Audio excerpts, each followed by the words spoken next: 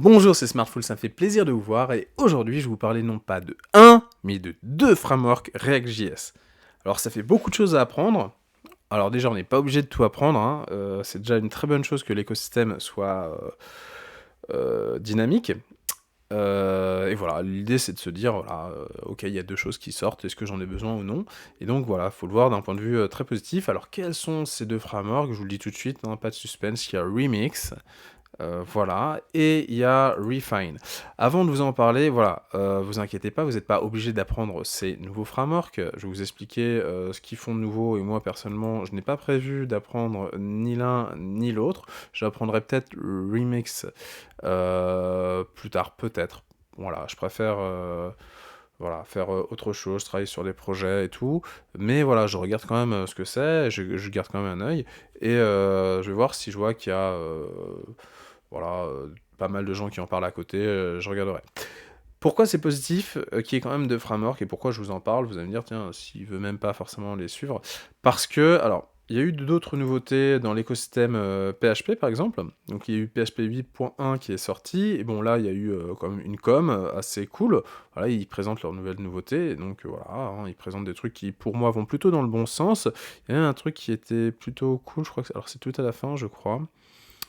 Est-ce que c'est tout à la fin? Oui, c'est ça. C'est le destructuring en PHP. Enfin, avant, on était obligé pour fusionner deux tableaux de faire un arrêt merge, et là, on peut faire du destructuring, ce qui est cool. Euh, je crois que c'est ça, hein. Bref, peu importe. Je vois pas pourquoi il n'y a pas le A0. Ah oui, d'accord, ça efface le A0. Ok, bon, bref. Donc, ouais, non, mais donc c'est mieux cette notation, ça se rapproche plus du JavaScript et tout. Donc, bon, au moins, l'équipe cœur de PHP a fait une com qui est, voilà, sobre mais qui est efficace, qui présente bien les choses. Donc, très bien, mais autant dire Symfony. Symfony, déjà, on voit même pas sur leur page d'accueil qu'il y a eu un nouveau Symfony. Il y a Symfony 6 qui est sorti.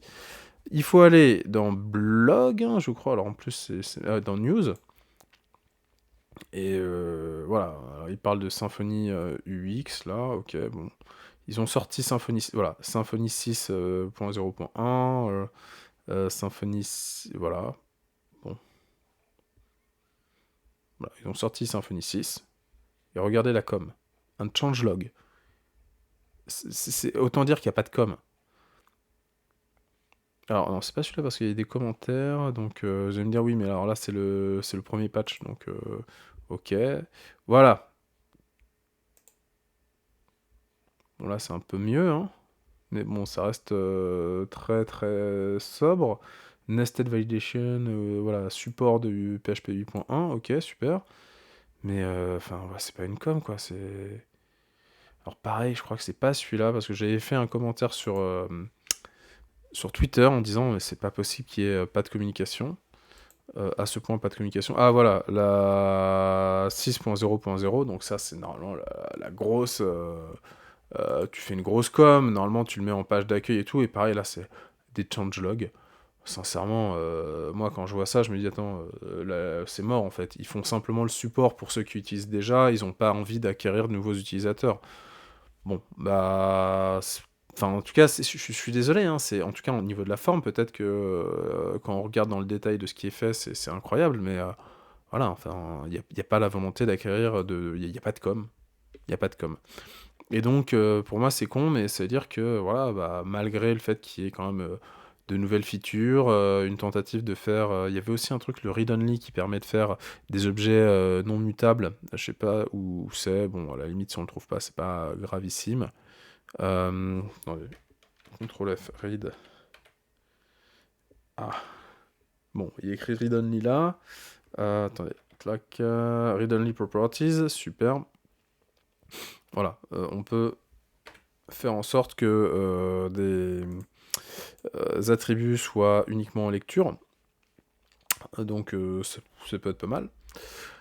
C'est pas mal pour faire des objets immutables. Donc voilà, il y a des bons points, mais derrière, voilà, on a l'impression que voilà, la communauté PHP, elle est périclite, hein. Enfin, je suis désolé, c'est l'impression que j'ai, hein. regardez le site de Remix, donc justement, ça va être l'opportunité d'en parler. Il est super stylé, super bien. Alors, qu'est-ce qu'ils apportent? Ils disent voilà, qu'ils sont focus sur les fondamentaux du web et sur une UX moderne. Donc voilà. Toudoudou, alors ça, j'ai pas compris vraiment où vous voulez en venir. Ça repose en fait sur les nested routes. Donc, alors, il y a un point, je vais vous en parler tout de suite après. Voilà, on voit que on a un système de routing, voilà, qui est sympa. Là, on a la route principale, là, on a la route sales, là, on a la route invoice, et là, on a la facture particulière. Voilà. Il y a un autre point qui est cool, c'est que, oui, là, il montre que, voilà, le téléchargement, je trouvais plus le mot téléchargement, c'est horrible, se fait en parallèle, ce qui fait que la page arrive très rapidement, et donc on n'a plus besoin de loader. C'est ce qui montre là, voilà, on n'a plus besoin de Spinageddon. Donc bye bye aux différents loaders. Voilà, il y a plein de petits trucs comme ça qui sont nouveaux. J'ai pas regardé vraiment dans le détail, hein, mais on comprend que c'est plutôt cool. Voilà, là, vous inquiétez pas, c'est pas un bug, ça fait partie de leur site. Voilà, bon, il y a pas mal de choses. Alors, quand on regarde le GitHub, on voit, et ça, je vous l'ai dit, c'est important, je l'avais dit dans la dernière vidéo, de regarder le nombre d'étoiles, le nombre de contributeurs, donc 77 contributeurs, donc c'est pas énorme, mais on voit qu'il y a quand même pas mal d'étoiles. Quand on regarde qui est Remix Run, on voit, oh bah tiens, ils ont fait aussi un autre truc qui s'appelle React Router, et React Router, tac tac, donc voilà, on voit un React Router, on voit, hein, voilà, 45 000 stars, ah bah c'est pas rien. On voit qu'il y a 689 contributeurs, et dans les contributeurs, on voit Dan Abramov. Dan Abramov, qui est-il? Hein, on voit, bah, c'est quelqu'un qui travaille chez Facebook, et c'est un des gros contributeurs de React. Donc c'est pas rien, React Router. On va voir ce que c'est, React Router, voilà, Alors, j'ai utilisé justement le site de React Router pour vous montrer ce que c'est. Alors, il y a la V6 qui est sortie, voilà. Je me suis pas encore formé sur la V6. Apparemment, ce que la V6 permet de nouveau, c'est les nested routes. Bon, je me suis pas encore formé à ça, donc je regarderai plus tard et je vous en parlerai peut-être quand je me serai formé dessus.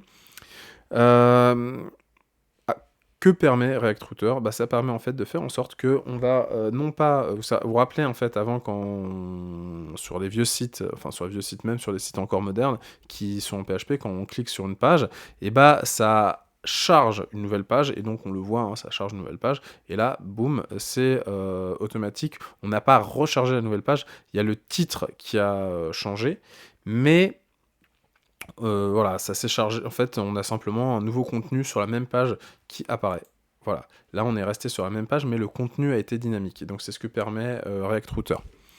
Bon, maintenant, on va regarder la philosophie de Remix. Le Remix propose 4 points sur sa philosophie. Donc, c'est le fait d'embrasser en fait un modèle serveur-client qui inclut la séparation du code source et de la data.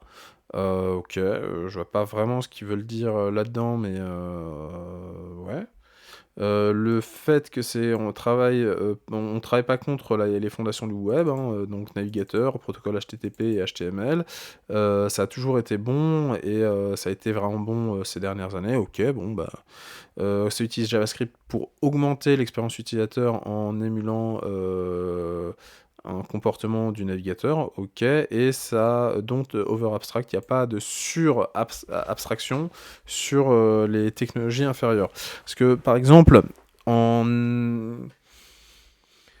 Enfin, il y avait des images, par exemple, en Next, on n'a plus la balise image, on a un autre type de balise image qui permet de l'optimisation d'image, donc j'imagine que c'est ça, c'est que on se repose principalement sur les standards du web. Ok, a priori, moi, c'est ce que je comprends de la philosophie, voilà. Donc là, on voit hein, le truc. Il y a un autre point qui sera important, que j'ai vu en préparant donc cette vidéo, ils expliquent techniquement qu'est-ce que c'est, et ça c'est le plus important. Ils disent what is Remix? Remix, c'est 4 choses. C'est un compilateur, C'est un handler de serveur de HTTP côté serveur, c'est un framework côté serveur et c'est un framework côté client. Browser, c'est-à-dire navigateur, hein, c'est côté client. Donc voilà, on voit que c'est fait, que le compilateur est fait en ES Build, qui a donc des handlers, hein, donc des manipulateurs et des adapteurs HTTP côté serveur, qui a donc un serveur, enfin un framework côté serveur. Et donc ce qu'il faut comprendre, c'est que Remix, et c'est en ça que j'ai dit que je n'allais pas l'apprendre parce que c'est beaucoup plus complet que ce qu'on pourrait croire, c'est vraiment un framework complet. C'est pas simplement un petit truc qui va vous aider à faire, contrairement justement à Refine, j'ai l'impression, là c'est quelque chose qui va vous permettre de gérer aussi le côté serveur. Donc, parce qu'en fait, on a un framework côté client et un framework côté serveur, ce qui fait que c'est un outil assez vaste et assez complexe et ça demande du temps en fait de s'y consacrer. Donc, je le ferai peut-être si je vois que des gens en parlent, que les entreprises l'utilisent.